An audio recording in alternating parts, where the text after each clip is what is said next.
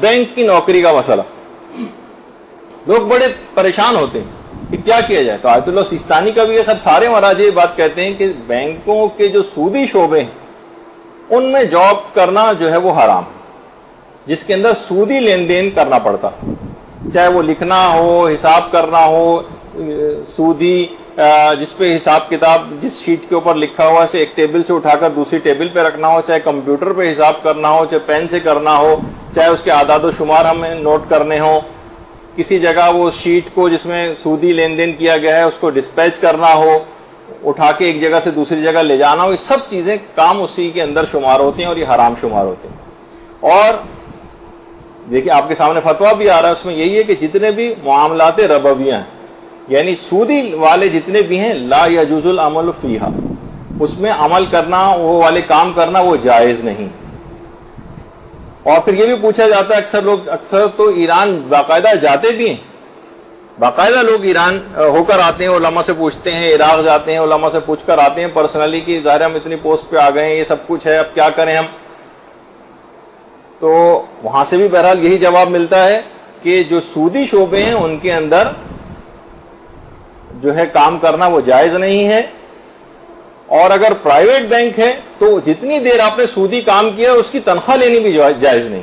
वो भी हराम हो जाएगी, वो माले हराम है। अगर आपने वो बैंक को वापस करनी है, लेनी नहीं उनसे, आपको कैलकुलेशन करनी पड़ती है कितनी देर मैंने सूदी काम किया, जितनी देर सूदी काम किया उतनी देर की तनख्वाह भी, वो गुनाह भी किया है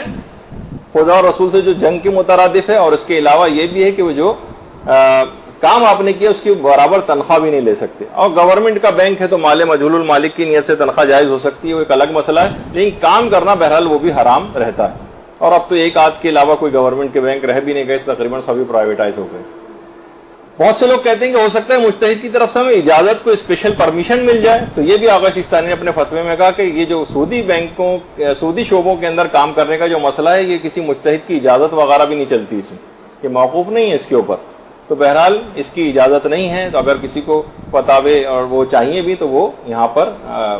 यहाँ से हमसे कॉपी भी ले सकता है। और इसी तरीके से खुद रहबर मौज़म आयतुल्लाह खामेनी का भी, अलबत्ता इसके अंदर इबारत ज़रा जो रेड कलर की इबारत है एक जगह से दूसरी जगह चली गई, लेकिन बहरहाल इसमें भी यही है कि अमलियात बांकी के मरबूत व मामलात रबवियत जायज़ नहीं, कि वो तमाम के तमाम काम के जो कि सूद से मुताल्लिक़ हों बैंकों के, वो वाले काम करना जायज नहीं और हराम।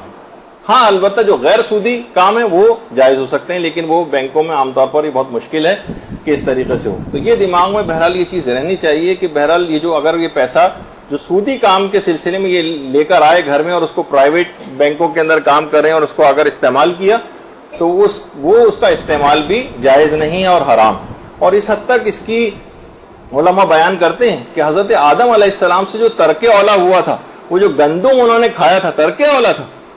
और बाद में उन्हें एहसास हुआ कि मैंने जो है एक गलती की है, तो हज़रत आदम ने एक रिवायत के मुताबिक अपने हलक में उंगली डालकर क़ै की क्या कि मैं उस गंदुम को निकाल दूं। अच्छा वो क़ै होने के बाद वो गंदुम निकल तो गई, लेकिन कुछ ना कुछ उसके असरात और रेमिनेंट्स अंदर बाकी रह गए। रिवायात में आए कि उस ग़िज़ा के थोड़े से असरात जो मैदे के अंदर रह गए थे उनके, उसी से फिर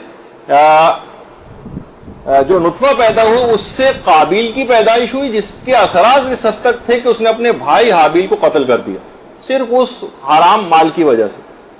हराम तो नहीं कहा जाएगा, यानी वो जो तरके औला था। तो बहरहाल अगर तरके औला के अंदर इतनी ताकत है कि देखिए जिससे उनके मुनासिब नहीं था, उनके शान के खिलाफ ये काम था, उन्होंने फिर भी किया, तो इसके मायने है कि अगर कोई सरिहन माले हराम अंदर ला रहा है, उसी से औलादों की परवरिश कर रहा है, तो फिर बात कितनी आगे तक जाएगी। तो ये इस वजह से इन बातों की अहमियत का एहसास करना चाहिए। और सिर्फ ये कि बड़ा अच्छा बैंकों का माहौल है और एयर कंडीशन एटमॉस्फेयर है और टाइयाँ वाइयाँ लगा के लोग बैठे हुए हैं और बड़ा कंफर्टेबल माहौल है और बड़ी फैसिलिटीज़ मिल रही हैं, और उसकी बिना पर जो है हराम काम जो है वो इंसान करता चला जाए और इस तरह से माले हराम से अपने बच्चों की परवरिश करे और फिर रोता फिरे कि वो बच्चे जो हैं वो बिगड़े चले जा रहे हैं और ये वो, तो उसका अपना कसूर है इसमें। तो बहरहाल इस तरह की चीज़ों से अपने आप को बचाना चाहिए और इसमें एहतियात करनी चाहिए। برحمتك يا أرحم الراحمين وصلى الله على محمد وآله الطاهرين.